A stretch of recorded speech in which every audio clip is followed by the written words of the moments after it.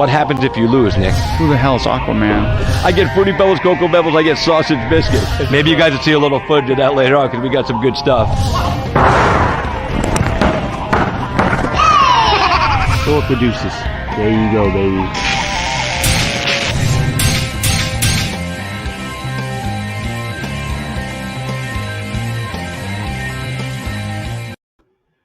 Ladies and gentlemen, good afternoon. Welcome to Couture with Christopher James, a special afternoon edition, man. And this one was put together like real short notice, man. But I'm happy and honored that I was asked to do this interview today. Don't forget, we got some stuff coming up this weekend, this weekend. Well, you got this show, MMA Beatdown, on the 18th. You also have UFC this weekend. We're going to jump into that a little bit later on today. And, of course, the Island Fights is coming up on September 24th, Pensacola, live on Fight TV, so make sure you check that out. But we're going to jump right in because he only has a little bit of time, and I want to make sure we get him all settled up here. So, ladies and gentlemen, it's my honor to have him on the show this afternoon. I talked to him a few years back, and, I just talked to him a minute ago in the green room. He's got a big smile on his face. He's happy. He's healthy. He's alive, and we are honored to have him on the show. So, ladies and gentlemen, it's my honor to welcome in to Couture with Christopher James this afternoon, the man himself, I believe it's six-time champion, man. That's how awesome this guy is. He is the one and only Randy, the Natural Couture. Randy, welcome to the show. Thanks, man. I appreciate it. How are you? Oh, I appreciate. I'm good, man. I'm happy. I'm alive, like you. You know, I've been a victim of a heart attack. I've had three, so it's 3-1. Chris versus Randy. This is the only thing I can say I'm ever going to beat you at. So, and it's not even something to be proud of beating you at. But God dang it, I got one up on you. I got two up on you. So. Before we just jump into this, we're not in competition on that regard. Thank God. I don't want you to have another. Don't try to catch up to me, dude. Don't try to catch up because then I have to have another one to stay ahead of you, and I don't want to do that either. But speaking of your health and everything, how are you? You know, you're fully recovered. You seem happy and healthy. I see on the PFL broadcast, and yeah. I'll tell you, I'm glad you're there because they need somebody to kind of tie that whole little show together there. So yeah, thank you. It's been a blast being involved with the PFL. The broadcast team this year has been remarkable. It's been very comfortable and fun. I feel like hanging out with my college buddies, calling the fights a lot of times with Sean and Kenny. So we have a great time. My health is great, back to 100%. Obviously, it's a genetic issue. I have very thick blood. It's not really a lifestyle issue. I'm in great shape. All my other arteries are clear. You know, I had a car wreck back in '94 that broke a rib and punctured a lung, and they think that I may have damaged that artery back then. And then for whatever reason, during that workout, I got a little dehydrated and had a little rupture in that artery. And my thick blood went to that rupture and did what it's supposed to do, which is clog it up. But it created a big enough clot to occlude the entire artery. So I had to have a stent put in and the blood clot sucked out. And so that puts me on a thinner. So, you know, training now, my partners think it's pretty funny because I bruise like a bad peach. Me too. They all laugh now when they say, "Oh, I got you. Look at that. I bruised you up good." So it is what it is. Yeah, they think they're all badasses, and you're really going, "Look, dude, it's not you. It's me." Yeah. That's the best part about it. Yeah, I've got like 6 or 7 stents in there. I don't even know anymore. I'm still alive. I don't even care about any of that at this point. I'm just happy to be here and, blessed. I consider myself a blessed human being that I'm still able to do what I do every single day. So what I wanted to talk to you about today and what they asked me, you're doing a thing with MMA Beatdown 22 up at the casino, but it's in conjunction with your foundation, your nonprofit, the Xtreme Couture GI Foundation. And I got to tell you, as a former military man myself, I was in the Army years ago. I love what you do. I love that you're reaching out and using your platform to help veterans. So give us a little insight about this event that you're going to be working with, and then let's dig deep into, as deep as we can in the short amount of time we have, into your GI Foundation. Because I told Val when I was talking to her this morning to set this all up, I'm more impressed with what you're doing with the GI Foundation than anything you've ever done in the Octagon, because the Octagon is great, it's fighting, but that's for you. The fighting is for you. But this is something you're doing beyond you for others that, you may have never met, you might not ever meet, and you don't have to do, but you are doing. And that impresses me more than any fight, any championship. No disrespect to all those things, because those are great accolades. But at the same note, you're really, you're using your platform in a way that a lot of guys don't. So I just want to say on behalf of all veterans, thank you, and I appreciate that. I get goosebumps. I'm all goosebumped up right now. It's like crazy. Like because it's important to do this stuff.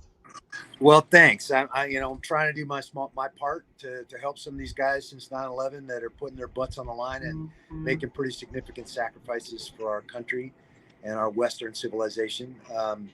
I served as well. I was in from 82 to 88 in the United States Army, pretty formative time of my life. Now in a different position and station in my life, I get the chance to give back to some of these folks that are doing all the things that I trained to do and never had to do. So we started, I went to Iraq in 06 with Rich Franklin for 12 days and saw our soldiers in the battlefield there.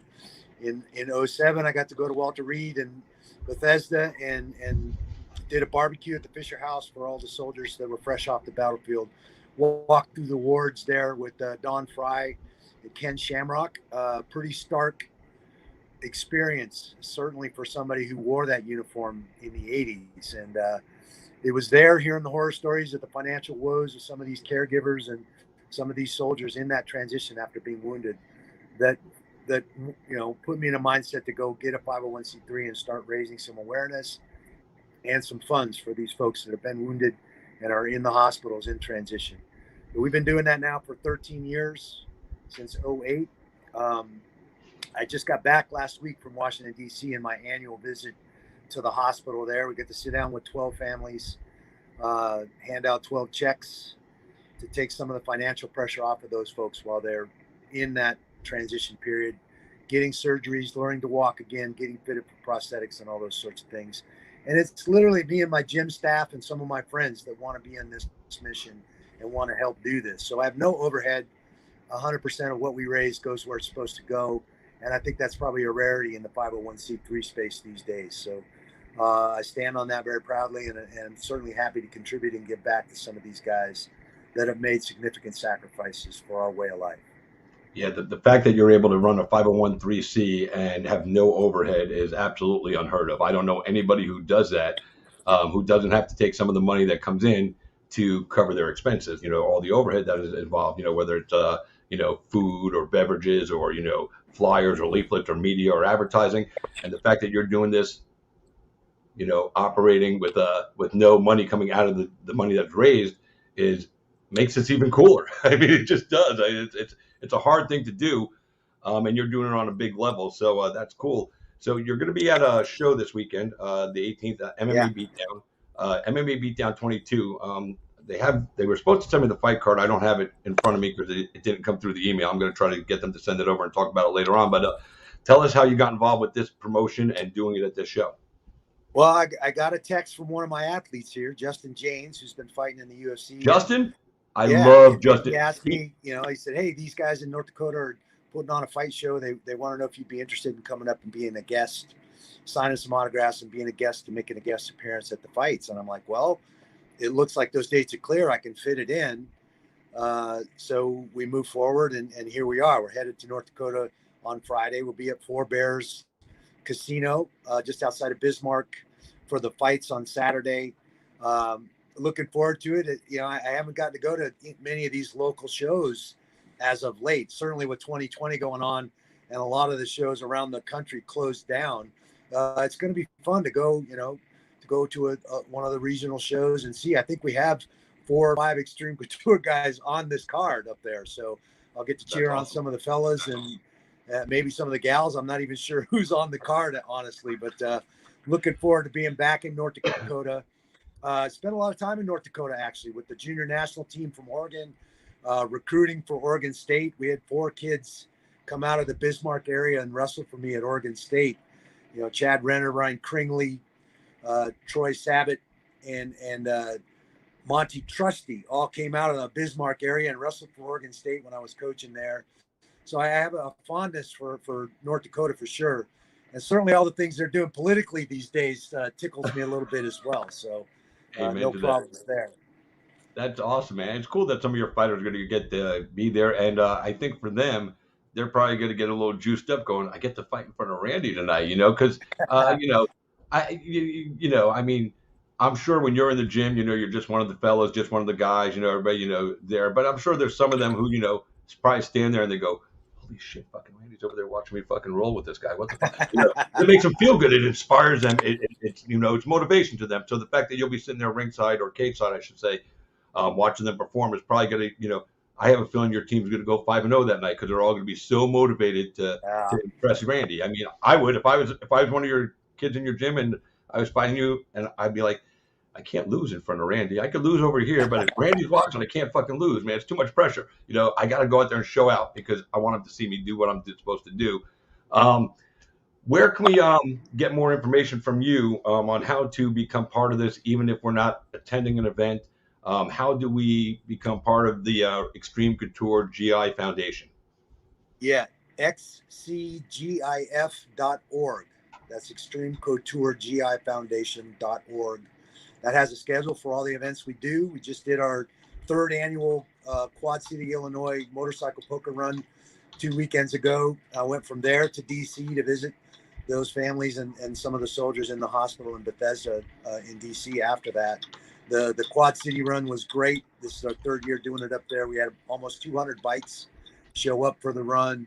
A lot of great sponsors and bars and folks got involved, and we did really, really well raising some cash for our foundation. So Mark Postelnick, one of my old friends from the wrestling days, he was at UNI, University of Northern Iowa, when I was at Oklahoma State.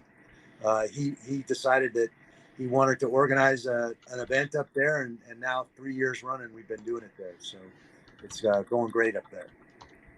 And you said it is, let me make sure I got this typed up, xcgif.org. Yep, that's it. Okay, so let's do this. Scroll this. You'll see a schedule on there. You'll see a donation button if you want to donate. If you want to come to one of our events, they're all on there. We'd love to get certainly as many veterans, but as many Americans involved in this as possible. God bless America, brother. So I put it down there on the crawl, xcgif.org, to donate to the Xtreme Couture GI Foundation and help veterans all across the country. These are the men and women that have served our country, that continue to serve our country. Some of these veterans' families that Randy and his crew help are families of those that have given their lives to sacrifice for a better way of life for all of us here in America. My fellow Army veterans, Marines, Coast Guard, Navy, all of it. And I'm proud. I'm proud to know that I served in the same branch of the service as you. But I'm more proud to know that you're out there doing something about it, because you have this big platform. And, that's awesome. So thank you for doing that. And thank you for taking the time to join us today. We're hitting that 15-minute mark. So before I let you go. Honestly, it's. Go ahead. It's really a pleasure, honestly. I felt fortunate that 6 years I spent wearing the uniform in the 80s during the peak of the Cold War was a very formative time in my life. And I see the world in a particular way because of that. And now, since 9/11, finding a way to give back to these folks that actually had to put that training into action, find themselves in a combat zone, it definitely spoke to me and wanted to find a way to help. We got the MVP. You can see my hat, Emerging Vets and Players, the MVP program too, that we run the Nevada chapter here out of the gym. We're in 77 cities across the country now. Our newest chapter is in Dallas. And it's a place for veterans and retired athletes to get together and train and then talk and share their transition issues, their transition stories. They all transition when they walk away from those uniforms in the same way, and they have the same stumbling blocks and issues. So getting some peer-on-peer counseling and getting them together to train and sweat and feel a little better about themselves has been amazingly powerful. So I've been very happy to be involved in both of these foundations at a high level and make a difference for some of our soldiers. We've got to turn those statistics back. We cannot be losing 22 soldiers a day to PTSD and suicide. It's just ridiculous. Yeah, no doubt about it. And the MVP thing, I didn't even know about that. And that's like you said, that's a really cool way for peer-to-peer. Some guy retired from the NBA, he doesn't know how to, transition back to life because he took the uniform off, and some guy from the military, and they could probably both learn something from each other. So exactly. I don't know if you have a chapter here in Florida. I'm in Tampa, but maybe. Not yet. We're talking in Miami. We're looking at opening a chapter in Miami. Awesome. Obviously, NFL cities are a strong supporter of MVP. The New York chapter was partially funded by Roger Goodell himself. Awesome. So they're definitely behind us. Jay Glacier is one of the original founding members of MVP in the LA gym at Unbreakable. That was the original chapter. I opened the second chapter here in Las Vegas at Xtreme Couture. We're in 7 cities now. So you can tune in to vetsandplayers.org, find out any of our workouts from any of the 7 cities. We also have a hybrid. Because of the COVID, we had to pivot and start doing the hybrid via Zoom. So you can tune in from anywhere to one of the Zoom meetings, get the workout in, and sit and talk and discuss with like-minded individuals, people that speak the same language like you and I do as veterans. Amen. About what their transition struggles are. And I guarantee you there's somebody on that call in that circle that has been in that same spot, that had navigated that already and can help you get through the issues and the struggles that you're having. Most of us don't want some PhD in psychology from Stanford with a bow tie telling us that we're broken. We're not broken. We're very special individuals. We trained and did things that less than 1% of the population could do, and that makes us special. So changing that narrative from people looking at us like we're messed up and that we're broken because we were in a combat zone, to know I'm wearing my scars proudly. I'm proud of who I am and what I've done, and you couldn't do it. So suck it up, princess. Dude, I love you so much more now than I ever have before.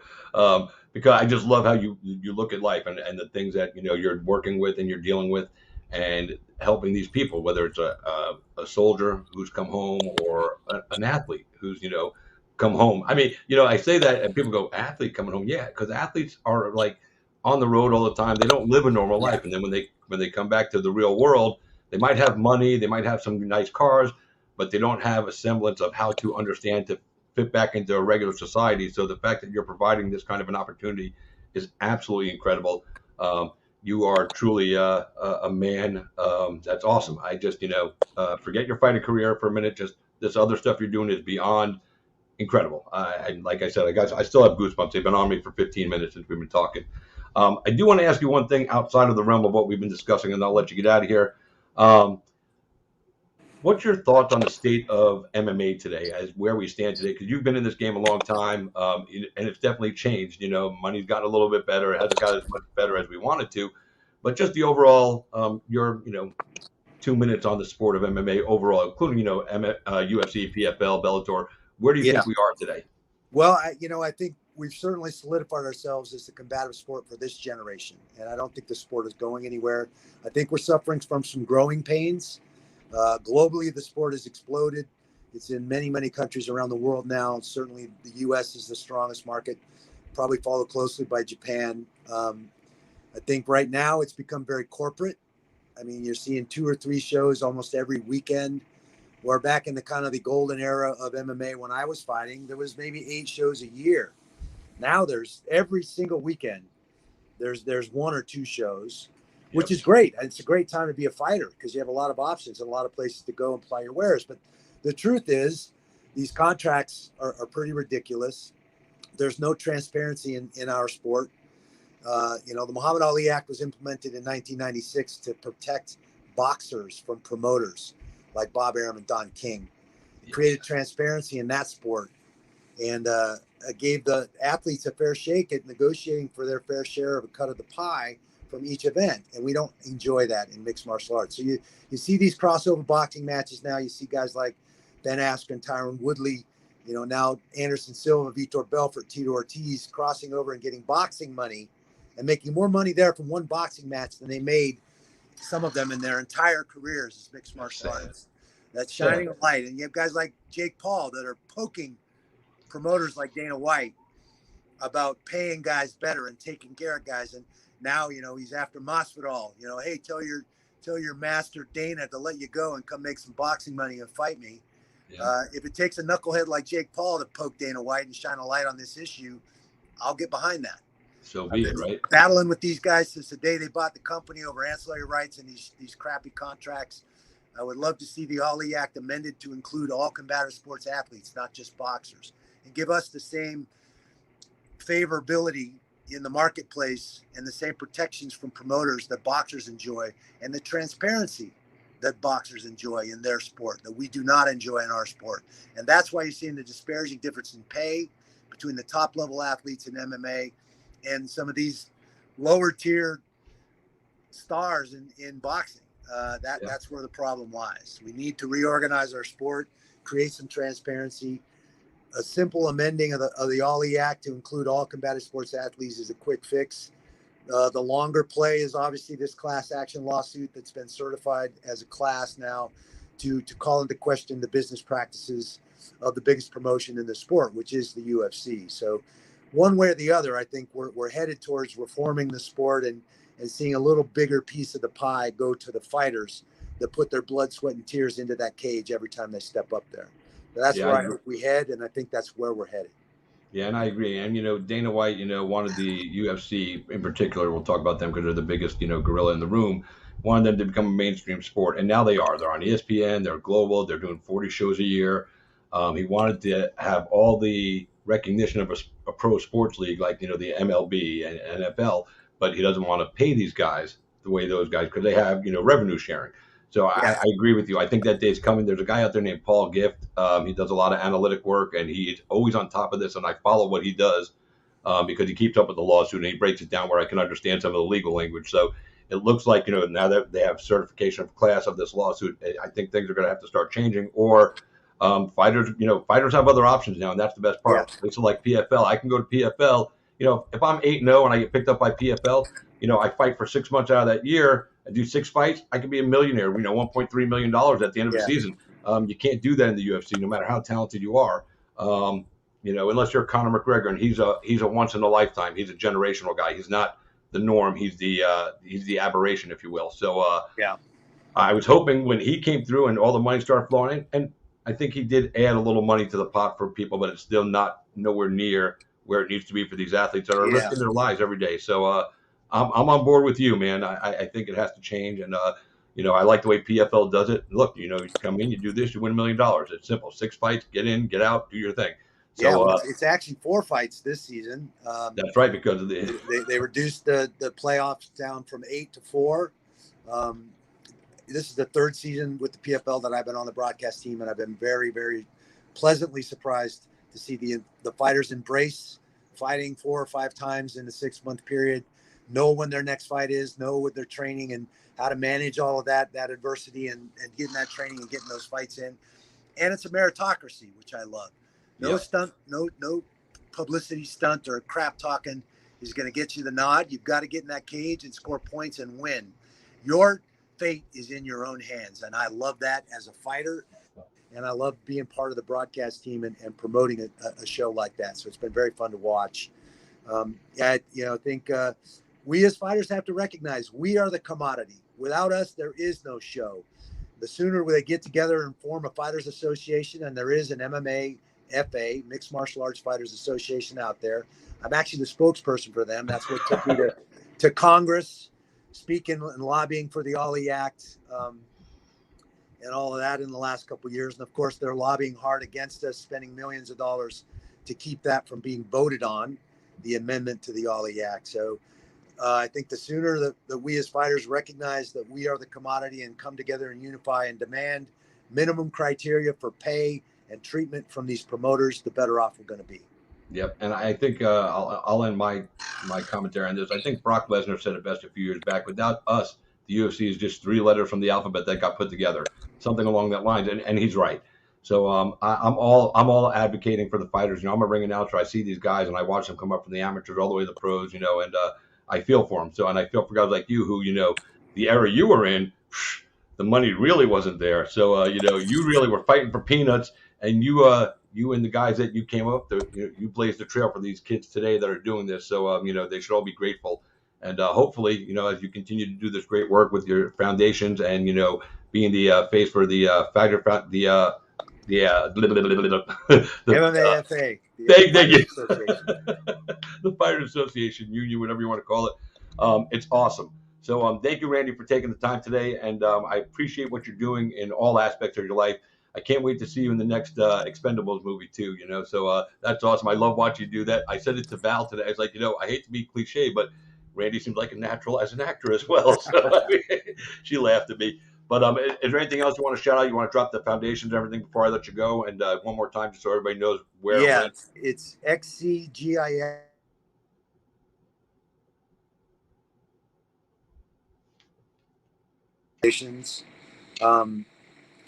And I'm excited. I'm leaving next Thursday on the 23rd for London for Expendables 4. We start filming on the 27th. So I'll be gone for the next couple months working on that project. And I'm really excited to be back with the guys and putting another Expendables in the books. So it's going to be a good one. That's awesome. Well, listen, guys, this is Randy the Natural Couture. Follow his foundation, xcgif.org, to donate to the Xtreme Couture GI Foundation and help veterans all across the world. Also, the MVP.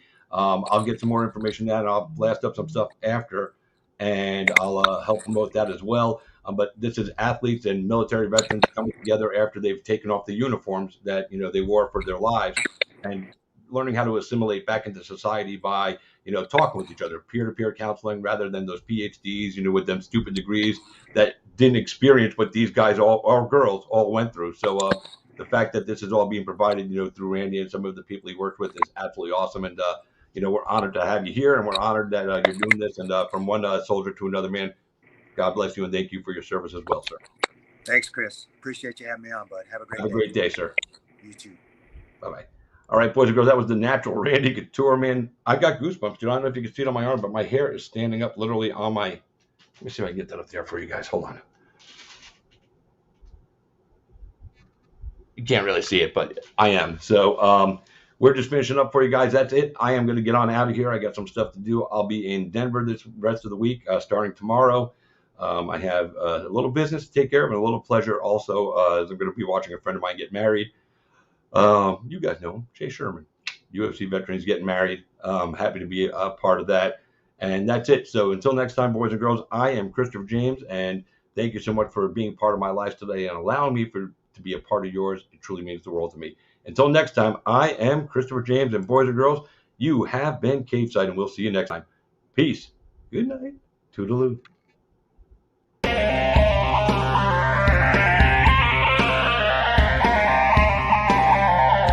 What happens if you lose, Nick? Who the hell's Aquaman?